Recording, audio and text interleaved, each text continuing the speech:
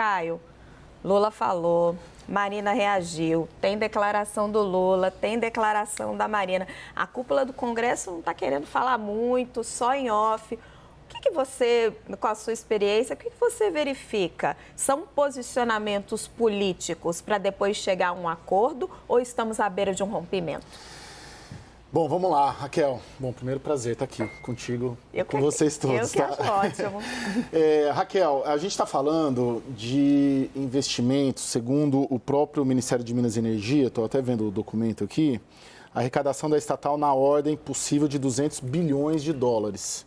Né? E investimentos futuros na ordem de 56 bilhões de dólares. Isso é o documento que a gente trouxe na sexta-feira do Ministério de Minas e Energia. Então, é quase irresistível você, para um governo, para as autoridades, principalmente daquela faixa norte do país, que são estados com mais dificuldade financeira, Amapá, Maranhão, quase irresistível não defender essa exploração.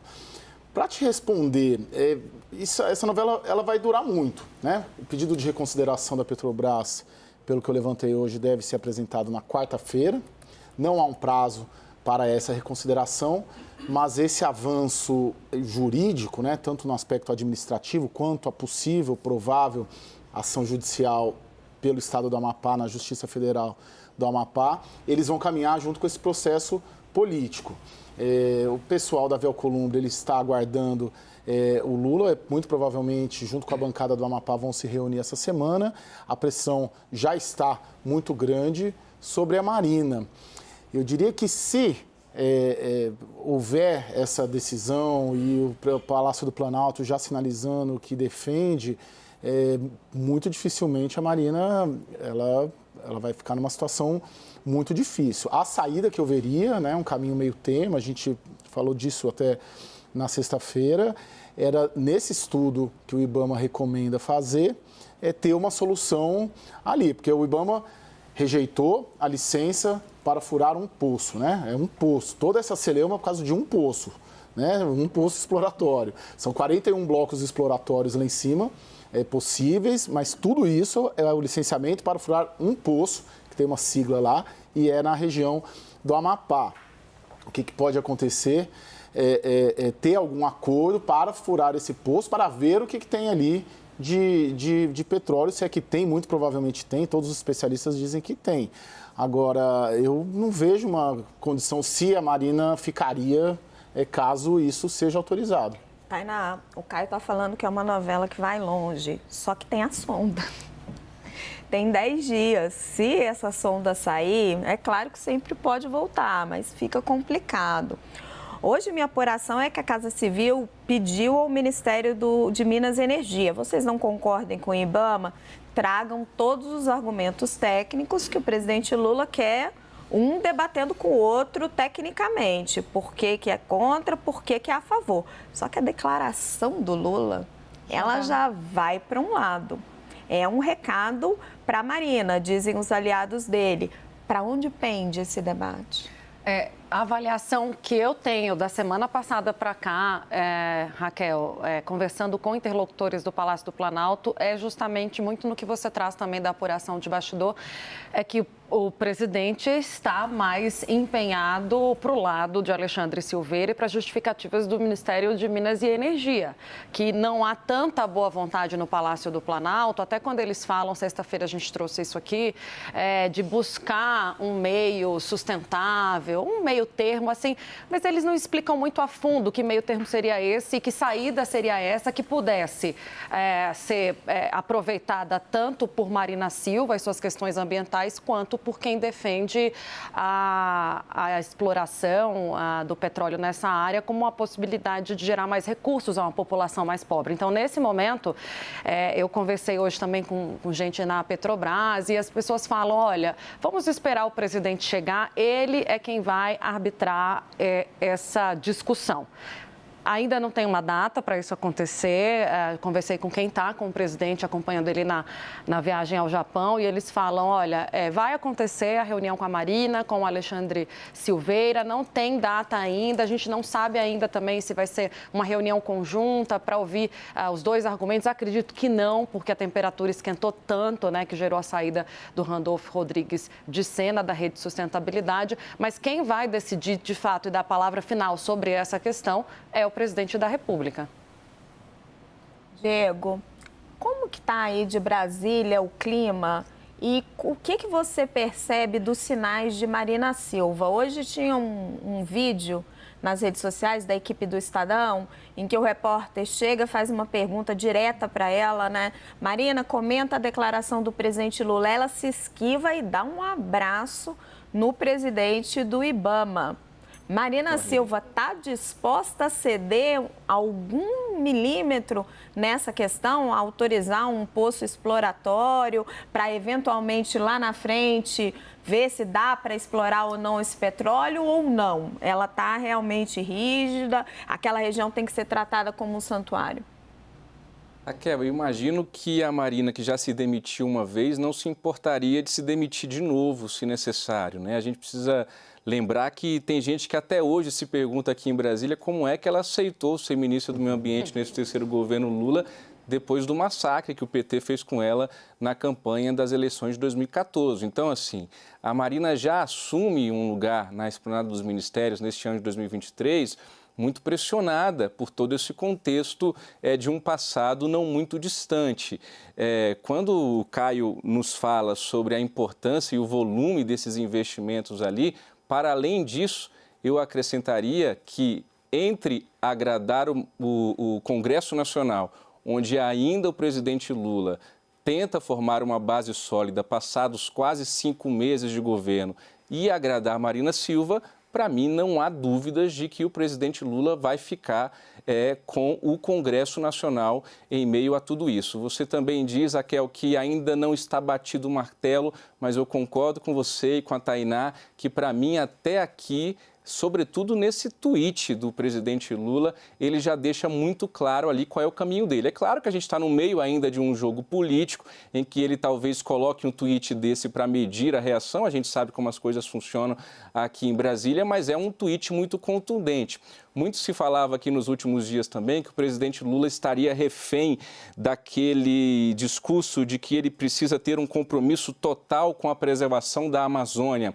Mas já nesse tweet você vê ali uma mudançazinha de rota em que ele atrela a preservação da Amazônia à geração de empregos para aqueles que ali residem. Então, para mim, o caminho já está se desenhando e aquela saída do Randolfo Rodrigues, como você bem lembrou, Raquel, líder do governo Lula no Congresso do Partido Rede, isola ainda mais a Marina e ela está numa situação que Marina, ou você vem com a gente ou então você fica livre para sair. É pelo menos essa a avaliação que eu faço neste momento, Raquel. Bem forte, né? Você vem com a gente ou está livre para sair. Eu mencionei o abraço da Marina Silva com o presidente do IBAMA. Vamos dar uma olhadinha no que ele disse aos nossos colegas do 360? Ele explicou o motivo do veto do Instituto nesse projeto da Petrobras na região do Amazonas. Confira. Esse é um licenciamento que se arrasta desde 2004. O IBAMA, em outros momentos, já chegou a negar a licença para outros lotes de petróleo nessa mesma região, notadamente em 2018. É uma região bastante sensível, uma região com grande biodiversidade. Nós temos ali as maiores áreas de manguezais do mundo. A gente tem peixe-boi, a gente tem boto cor-de-rosa, a gente tem muitas espécies migratórias. Então, é uma região de muita sensibilidade ambiental. Por conta de estar muito próximo da linha do Equador, a gente também tem a corrente do norte do Brasil, que é uma corrente marítima muito forte, além da água do próprio Rio Amazonas, que na cheia do Rio Amazonas, ela impacta diretamente toda essa região. Então, uma região de grande sensibilidade ambiental, e esse projeto específico da Petrobras não demonstrou para os técnicos do IBAMA a viabilidade, a segurança de que seria possível explorar petróleo minimizando ao máximo os riscos ambientais.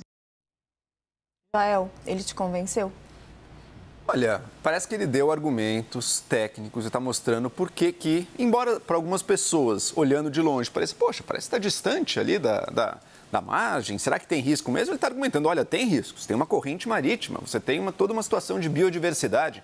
O IBAMA está fazendo aqui um trabalho técnico e está cumprindo a sua função, que é garantir e zelar pela segurança ambiental de diversos projetos que podem acontecer no Brasil.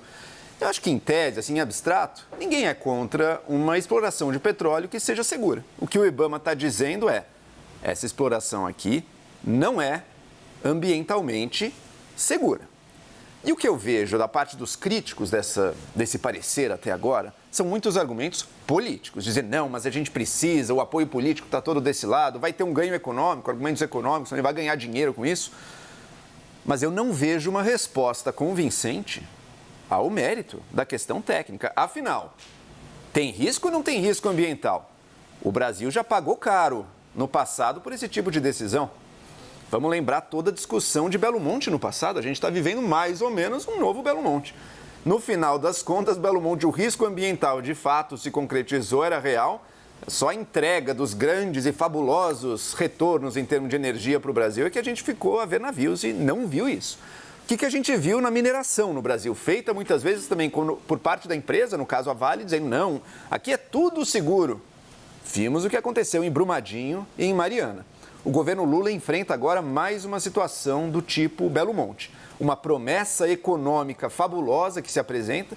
Em outros casos, eu sempre ressalto, essa promessa nunca se cumpriu. Que era o pré-sal, também lembra a promessa do pré-sal? Que o petróleo das profundezas que ia salvar o Brasil, a educação do Rio de Janeiro que ia ser salva pelo pré-sal. Rio de Janeiro continua com um dos piores indicadores de educação. Infelizmente, não se traduziu em desenvolvimento sustentável. E agora é de novo a promessa do petróleo, só que com um risco ambiental claramente apontado. Eu ouvi pessoas falando de uma solução de meio termo. Eu não sei qual que é o meio termo entre furar um poço ou não furar um poço, né? O que é um poço? Talvez tenha. Mas, a princípio, parece difícil achar um meio termo. E o governo vai ter que tomar uma decisão. Sem sombra de dúvida, a questão interna, a questão do ganhos econômicos reais, legítimos, que o Estado do Amapá quer, que diversas bancadas de deputado querem, tudo isso pesa na balança.